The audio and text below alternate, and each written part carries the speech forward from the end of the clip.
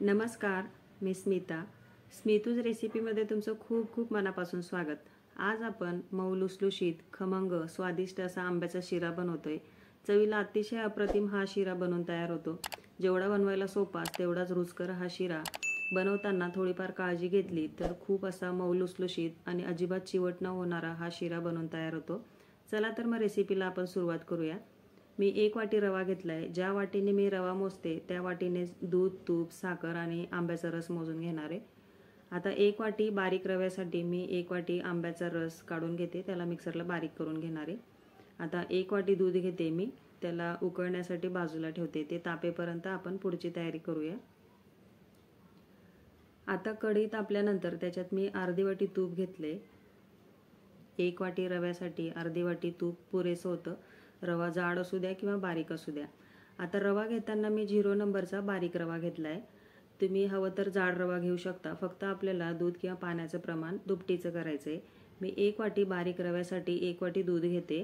तुम्ही हवं तर निम्मे दूध निम्मे पाणी वापरू शकता, पण मी फक्त दूध वापरते. त्याने खूप रुचकर अशी चव येते शिऱ्याला.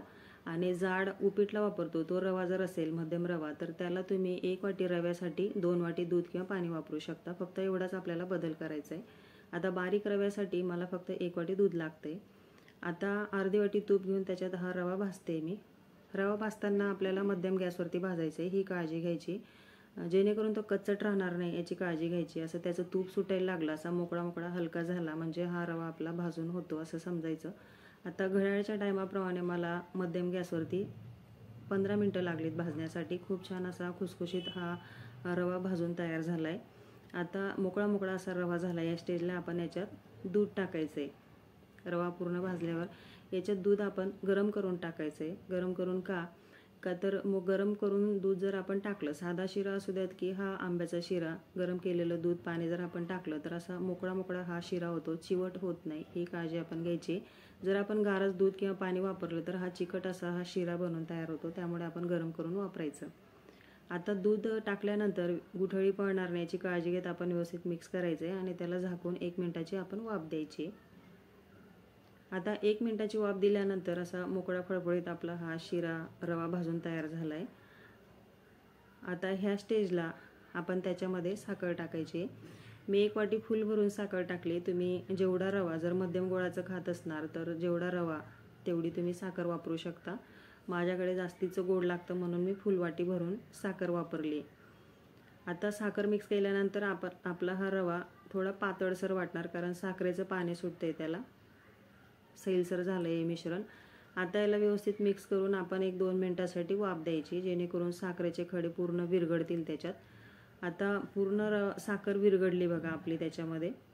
आता ह्या स्टेजला आपण आंब्याचा रस टाकायचा आहे. 1 वाटी आंब्याचा रस घेतला आहे मी. रस बनवताना त्याच्यात दूध पाणी अजिबात वापरायचं नाही आपल्याला, फक्त आंब्याचा रस घ्यायचा आहे म्हणजे चवीला छान होतो. आता हा व्यवस्थित मिक्स केल्यानंतर आपलं मिश्रण हे पातळसर झालं आहे बघा आंब्याचा रस टाकल्यानंतर. पण याला 5 मिनिटाची वाफ दिल्यानंतर छान असा कोरडा तयार होतो हा शिरा. आता त्याच्यात आवडीनुसार चिमूटभर वेलची पूड टाकायची, काजू बदाम टाकायचे या स्टेजला.